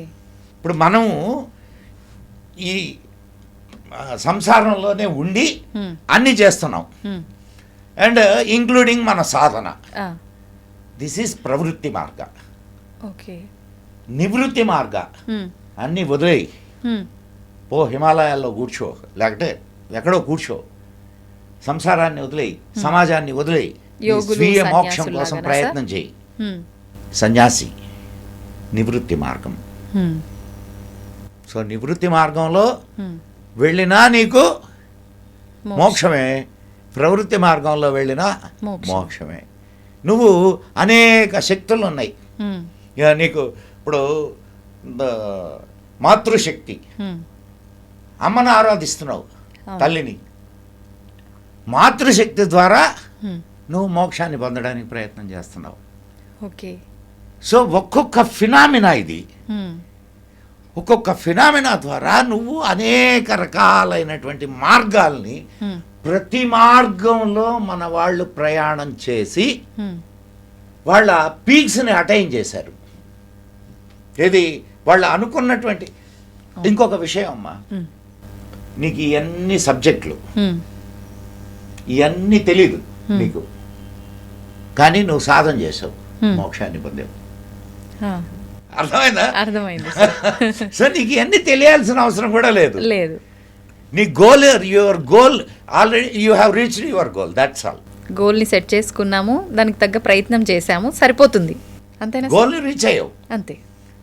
నీకు ఇదిగో నువ్వు వైష్ణవంలో ఇట్లా ఇలానే వెళ్ళు, పన్నిద్దరాళ్వార్లు అండ్ శైవంలో 62 మంది నాయనార్లు, సౌరంలో సిస్టమ్ ఇది, ఇవన్నీ నీకు తెలియాల్సిన పనిలే.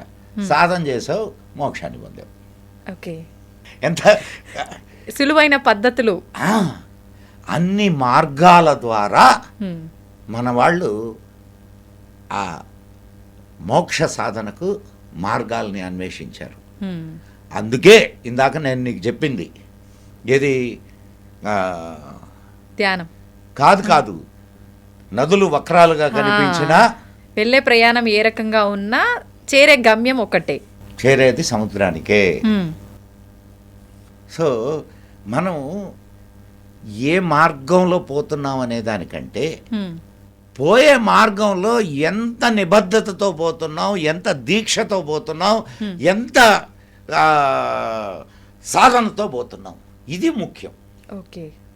ఇప్పుడు ప్రతిదాన్ని శంకిస్తూ పోతే నీకు ఏది రాదు. నేను విష్ణువుని ధ్యానిస్తున్నాను, విష్ణువు పలకలేదు, శివుడి దగ్గరికి పోదాం. శివుడు పలకలేదు, యేసు దగ్గరకు పోదాం. ఉన్నారు సార్ అలాగే. నేను అదే చెప్తున్నది, నేను వాళ్ళని చూసే చెప్తున్నా. అవును, తిట్టేసుకోవడం మళ్ళీ భగవంతుల్ని. సో అది కాదు ఆధ్యాత్మికత. ఆధ్యాత్మికత అంటే నువ్వు పేరు ఏదైనా పెట్టుకో, అనంతమైనటువంటి శక్తికి నువ్వు ఏ పేరుని పెట్టగలవు, ఏ రూపాన్ని ఇవ్వగలవు, ఏ గుణాలని నువ్వు ఆపాదించగలవు. అనంతమైనటువంటి శక్తి అది. అది స్త్రీ శక్తి, పురుష శక్తి, నపుంసక శక్తి, దేన్ని చెప్పగలవు నువ్వు? ఏదని చెప్పగలవు? అవునా కాదా? అంతే సార్. సో దానికి నీ ఇష్టం వచ్చిన పేరు పెట్టుకో, నీ ఇష్టం వచ్చిన రూపమే, నీ ఇష్టం వచ్చినట్టు దాన్ని కొలు, కానీ నిబద్ధతతో కొలువు. అది ముఖ్యం.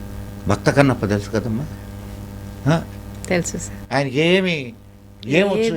ఏమి శాస్త్రాలు నేర్చుకున్నాడు ఆయన? ఏం లేదు సార్. కానీ శివుడు ఉన్నాడు అని గట్టిగా నమ్మాడు. కల్మషం లేని మనసుతో ఆయన కళ్ళను అర్పించాడు. అవును సార్. మరి ప్రత్యక్షం అవుతాడు. ప్రత్యక్షం అవుతాడంటే ఆయన ఉంటేనే కదా ప్రత్యక్షం అవుతాడు అనొచ్చు. ఆయన ఆ రూపంలోనే వచ్చాడా? నువ్వు ఏ రూపంలో పిలిస్తే, రూపమే లేనివాడు నీకు ఏ రూపంలో నువ్వు ధ్యానిస్తావో ఆ రూపంలో నీకు దర్శనం ఇస్తాడు. నమ్మకం, భావన. నీ నమ్మకం మీద, నీ భావన మీద, నీ నువ్వు చేసేటటువంటి సాధన యొక్క తీవ్రత మీద ఆధారపడుద్ది. ఓకే. అమ్మాయి, మన పురాణాల్లో మనం చదవడం లేదా, రాక్షసులు కూడా తపస్సు చేసి వరాలని సిద్ధింపజేసుకున్నారు. విన్నాం సార్.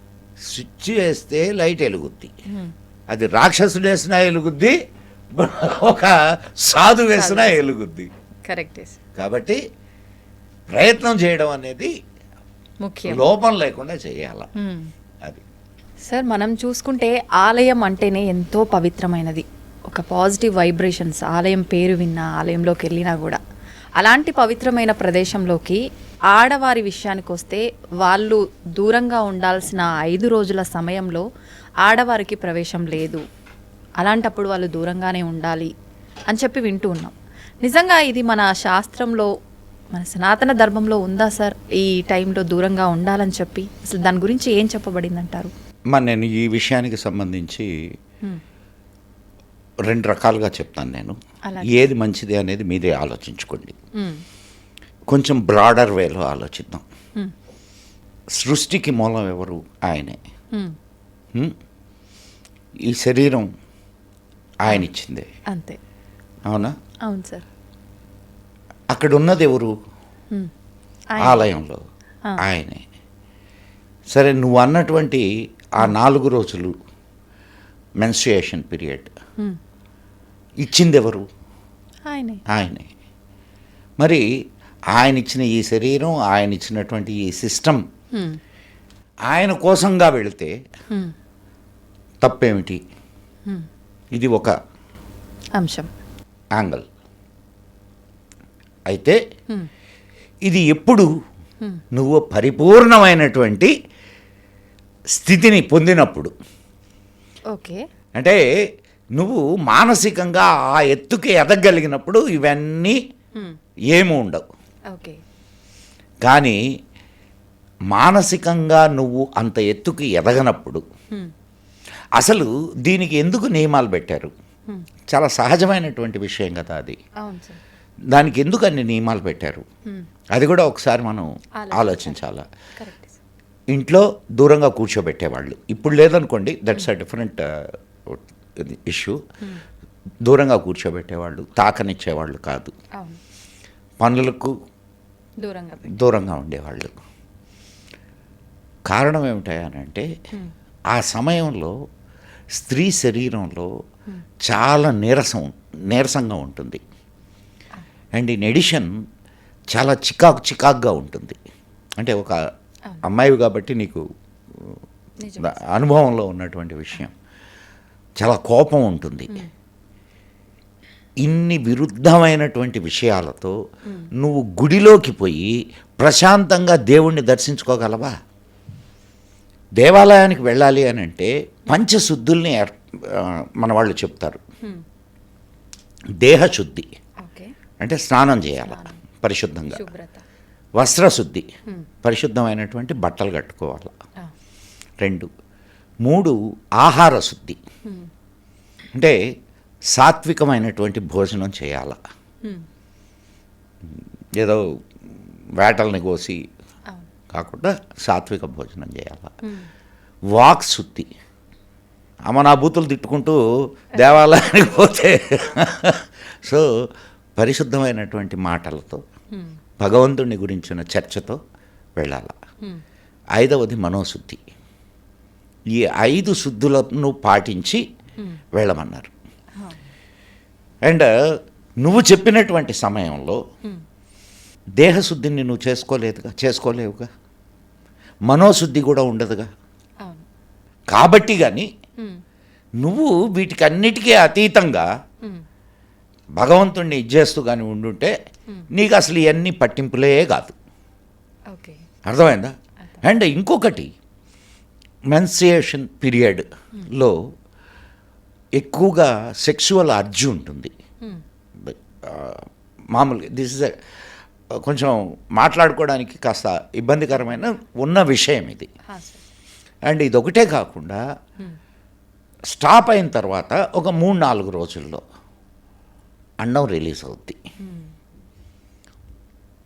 సో ఇవన్నీ కారణాల వల్ల ఆడవాళ్ళకి రెస్ట్ ఇవ్వడానికి, ఇప్పుడంటే ఆఫీసులకు వెళ్తున్నారు, ఉద్యోగాలు చేస్తున్నారు, కానీ అప్పటి కాలంలో ఇప్పుడంతా మెకనైజేషన్ వచ్చింది. నువ్వు బట్టలు ఉతకాల్సిన పని లేదు, వంట వండడానికి నీకు ఇవన్నీ ఉన్నాయి, ఇది అప్లయన్సెస్ అన్నీ ఉన్నాయి. కానీ ఆనాటి కాలంలో వంట వండాలి అంటే అదొక పెద్ద, అంటే మేము మా చిన్నప్పుడు చూసాం కాబట్టి చెప్తున్నా. ఉమ్మడి కుటుంబాలు కర్రలు పెట్టేవాళ్ళు, కర్రలు పెట్టి కట్టెల పొయ్యి మీద వండేవాళ్ళు, పొగగొట్టం ఊదేవాళ్ళు. ఇదంతా మేము మా కళ్ళతో చూసినవి కదా. మేము మా అమ్మ, మా పిన్నులు వీళ్ళందరూ అట్లా ఇదైన వాళ్ళే. మరి పెద్ద గుండిగలు ఎత్తి దించేవాళ్ళు ఏది భోజనానికి. భోజనాన్ని. మా ఇంట్లో 40 మంది తినేవాళ్ళం, అమ్మో 40 మెంబర్స్ 40 మెంబర్స్ ఉండేవాళ్ళం. ఇప్పుడు చిన్నపాటి ఫంక్షన్ చేస్తే ఉంటున్నారు. ఉంటున్నారు. రోజు రోజు రోజు వీళ్ళు కాకుండా మా ఇంటికి వచ్చేటటువంటి బంధువులు, అతిథులు మొత్తం రోజు ఒక పూటకి 50 ఇస్తళ్ళు లేయాల. అవునమ్మా. ఓకే. ఇంతమందికి వండాలి అని అంటే మా తల్లులు ఎంత కష్టపడాలా. ఓపిక, శ్రమ. అందులో ఇంకొక ఇదేమిటి, మగవాళ్ళందరూ తిన్నవాళ్ళ తర్వాత ఆడవాళ్ళు కూర్చునేవాళ్ళు. పిల్లలకు పెట్టి మగవాళ్ళకు పెట్టి ఆడవాళ్ళు కూర్చునేవాళ్ళు. నిజంగా మన ధర్మం అదే చెప్పిందా సార్? ధర్మం చెప్పిందా లేదా అనేది కాదు, అటు ప్రక్కన పెట్టు. అదే ఇప్పుడు అక్కడ they are the complete administrators of the house. కరెక్టే సార్. నువ్వు ధర్మం చెప్పిందా, ధర్మం దాకా పోక్కర్లే. ఇంట్లో నీకు ప్రియమైనటువంటి వాడు అన్నం తినలేదు, ఆయన తింటే తిన్నాడు లేకపోతే లేదులే, నేను తింటే సరిపోద్దులే అనుకుంటావా? అస్సలు అనుకో. కనీసం ఏమండి మీరు అన్నం తిన్నారా అని అడుగుతావా లేదా? నువ్వు పెళ్ళైంది కదా నీకు, అడుగుతావా లేదా? అడుగుతాం. తినలేదే అంటే ఏం చెప్తాడు, ఏం చేస్తావు? రండి భోంచేద్దాం అని అంట. ఇద్దరు కలిసి కూర్చొని భోంచేస్తారు, అంటే ఇద్దరే కాబట్టి. కానీ అక్కడ మా ఇంట్లో అంతమంది ఉన్నారు కాబట్టి అది భార్యాభర్తలు కలిసి కూర్చొని తినే అవకాశం కూడా లేదు. సో అటువంటి సమయాల్లో ఒక 4-5 రోజులు వాళ్ళకి రెస్ట్ ఇస్తే తప్పేమిటి? ఇవ్వాలి కూడా సార్. తప్పేమిటి? అస్సలు తప్పు. నీకు ఆదివారాలు లేవు, సోమవారాలు లేవు, సెలవు దినాలు లేవు. పాపం ఇప్పుడు ఒక ఉద్యోగం చేస్తున్నావమ్మా నువ్వు, నీకు కనీసం వారానికి 1 రోజు సెలవు ఇస్తారు. వాళ్ళకి ఆ వారానికి 1 రోజు సెలవు కూడా ఉండదు.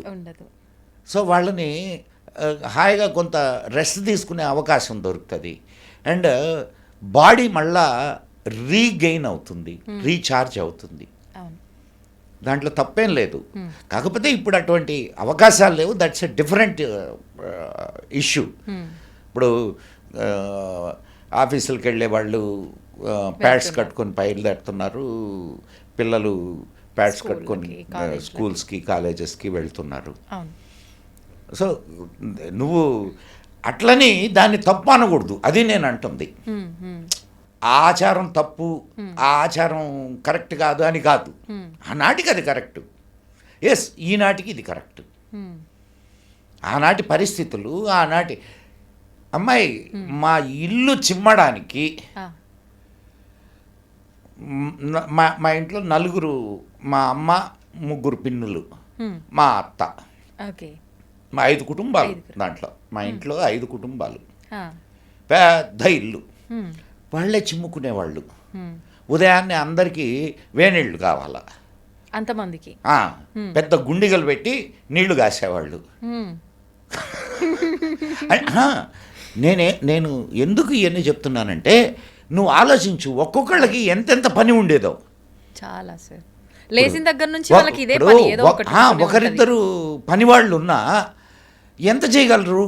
అవును, ఇంతమందికి తలా ఓ చేయి పడాల్సిందే. అందులో అప్పుడేం కొళాయిలు లేవు మాకు. బావుల్లో నీళ్లు తోడుకొని మేము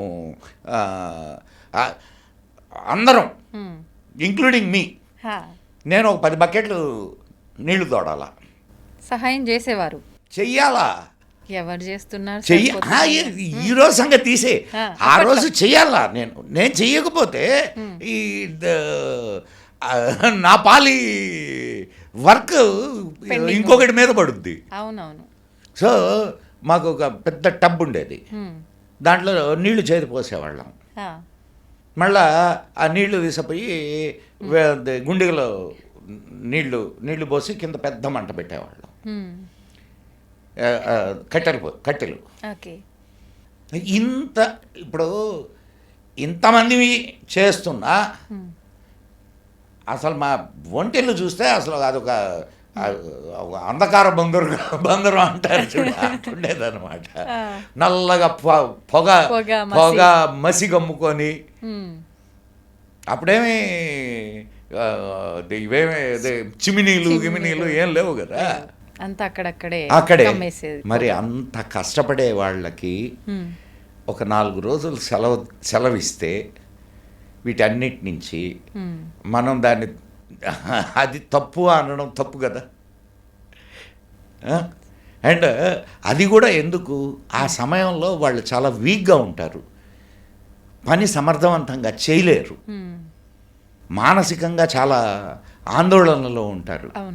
మరి ఇన్ని పరిస్థితులు ఆమెకు ఉన్నప్పుడు ఆమెను ఒక 4 రోజులు అటు కూర్చోమ్మా అని అంటే అదేముంది దాంట్లో అది పెద్ద ఇది కాదు, ఇబ్బంది కాదు. దానికి తోడు ఇప్పుడులాగా ప్యాడ్స్ గీడ్స్ అప్పుడు ఉండేవి కాదు, ఏదో బట్టలు వాడేవాళ్ళు, పాత బట్టలు వాడేవాళ్ళు. అండ్ అటు ఇటు తిరిగితే మీకు కింద నేల మీద ఇవి పడవచ్చు, స్టెయిన్స్ పడవచ్చు, అండ్ దానివల్ల బ్యాక్టీరియల్ ఇన్ఫెక్షన్స్ ఇది కావచ్చు, అనేక రకాల రీజన్స్ ఉంటాయి. ఆ రీజన్స్ అన్నిటినీ దృష్టిలో పెట్టుకొని ఆ 4 రోజులు మీరు అక్కడ హాయిగా రెస్ట్ తీసుకోండి అనేవాళ్ళు. సో ఇప్పుడు దేవాలయానికి వెళ్ళాలన్నా కూడా బయటకు వెళ్ళాలి కదమ్మా, అందుకు ఇప్పుడు ఇవన్నీ ఏమీ లేని ఆలోచనే లేదు అసలు. అసలు శరీరమే నాది కాదు, శరీరం కూడా ఆయనదే అనే స్టేజ్కి నువ్వు వెళ్ళినప్పుడు నీకున్నటువంటి ఇది ఆయన చూడడానికి సమస్య కాదు. కానీ నువ్వు సంసారంలో ఉన్నప్పుడు you have to follow the certain rules. అది ఓకే, వాస్తవంగా మీరు చెప్పిన అన్ని నిజాలే. ఇప్పుడు కూడా అలా అర్థం చేసుకొని ఆ 4 రోజులు రెస్ట్ ఇచ్చి పక్కన పెట్టే వాళ్ళైతే చాలా తక్కువ మంది ఉన్నారు. కాదమ్మా, ఎట్లా ఇస్తారు చెప్పు? నేను ఒక్క మాట అడుగుతాను చెప్పు. ఒక గవర్నమెంట్ ఉద్యోగమో లేదో ఒక ప్రైవేట్ కంపెనీలో ఉద్యోగం చేస్తున్నది, నువ్వే చేస్తున్నావు. నిన్ను మీ ఆయన అంటే అర్థం చేసుకోగలడు, మీ కంపెనీ ఓనర్ ఎక్కడ అర్థం చేసుకుంటాడు చెప్పు? 4 రోజులు నువ్వు సెలవు పెడితే కెన్ దే టాలరేట్? అంటే నేను దీని గురించి కాదు చెప్తున్నది, ఏందమ్మా ఇంకా మూఢనమ్మకాలు అంటారు సార్. సో ఇప్పుడు పాసిబిలిటీస్ లేవు. అండ్ మా మిస్సెస్ ఎక్కడికో ఎందుకు, మా మేడం ఒక గవర్నమెంట్లో పనిచేస్తుంది, సెంట్రల్ గవర్నమెంట్లో పనిచేస్తుంది, పబ్లిక్ సెక్టర్ యూనిట్లో పనిచేస్తుంది. ఆమె 4 రోజులు సెలవు పెట్టింది అనుకో, ఎంత ఇబ్బంది చెప్పండి? సెలవులు దొరుకుతాయా? దొరకవు. 12 నాలుగు 48 సెలవులు ఎక్కడికే పోతాయి. అవును. సో ఆ సమయంలో అది కరెక్ట్, ఆ సమయంలో అది కరెక్ట్, ఈ సమయంలో ఇది కరెక్ట్. కాబట్టి ఇప్పుడు ఆ రోజుల్ని ఈ రోజుల్లో ఈ రోజుల్లో కూడా హౌస్ వైఫ్స్ ఉంటే అట్లా చేయొచ్చు, తప్పేం లేదు. వాళ్ళకి 4 రోజులు రెస్ట్ ఇచ్చినట్టు ఇంట్లోనైనా. వర్కింగ్ ఉమెన్స్ ఉన్నప్పుడు ఇది కరెక్ట్, అండ్ హౌస్ వైఫ్స్ ఉన్నప్పుడు అది కరెక్ట్. సెలవులు పెట్టడానికి వీలు పడదు, కానీ కంపెనీనే సెలవులు ఇస్తే బెటర్ కదా సార్. అడుగుదాం.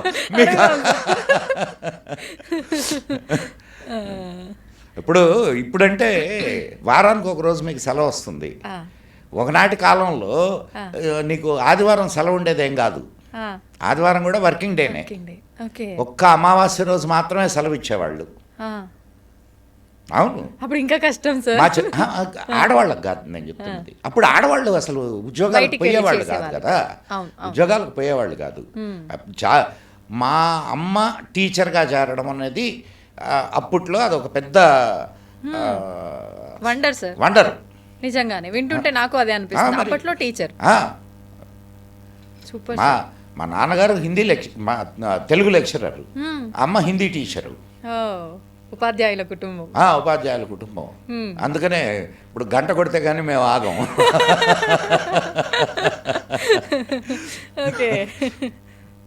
సో అది నేను అంత రెవల్యూషన్ అది మా ఇంట్లో. ఏది ఆడవాళ్ళు చదువుకోవడం అనేది మేము 4 పిల్లలం పుట్టిన తర్వాత. అదే మా అమ్మ టీచర్ జాబ్ వచ్చింది. ఏది పర్టికులర్ ఇదే రూల్ అని నువ్వు చెప్పడానికి లేదు. The rule is for your convenience, correct. But in a positive way, not negative way. నేను వాడిని చంపుతాను, వాడి డబ్బు దోచుకుంటాను, దిస్ ఈజ్ మై రూల్ అది కరెక్ట్ అనేది కాదు. ఇట్లా మనం మాట్లాడుకుంటూ ఉంటే ఇంకా అనేక విషయాలు వస్తూ ఉంటాయి. సో ఇంకొకసారి మనం తప్పకుండా మంచి విషయాల గురించి మాట్లాడుకుందాం. సార్, నిజంగా మీ విలువైన సమయంలోంచి కొంత సమయాన్ని మాకు కేటాయించి కొన్ని మంచి విషయాలు మాకు తెలియపరిచినందుకు కృతజ్ఞతలు సార్. నమస్తే. నేను ఎవరో వేరే వాళ్ళకి తెలియపరచడం లేదమ్మా, నా బిడ్డలకి, నా జాతి వాళ్ళకి తెలియజేస్తున్నా. కాబట్టి ఇది కూడా నాకు కూడా సంతోషకరమైనటువంటి విషయమే. సంతోషం సార్. ఓం నమః శివాయ.